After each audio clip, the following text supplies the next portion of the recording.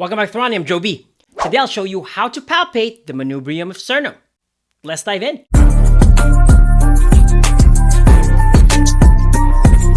The manubrium sternum is a part of the sternum bone and is just lower the jugular notch. Before palpating, wash or sanitize your hands, then introduce yourself to the patient and what you are about to do to gather consent. Make sure that you use your finger pads, adhere to a broad contact, and avoid too much palpation pressure to maximize patient comfort.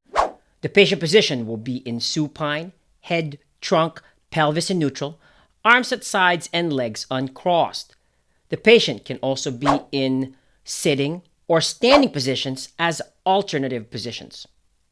The therapist can either be on the right or left side. Place the palpating index and middle finger first on the middle part of the clavicle.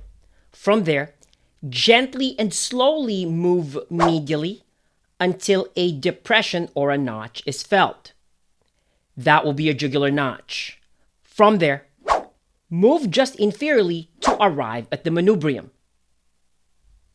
So do you want to know how to palpate the jugular notch of the sternum? If so, then watch this next video. Thank you so much.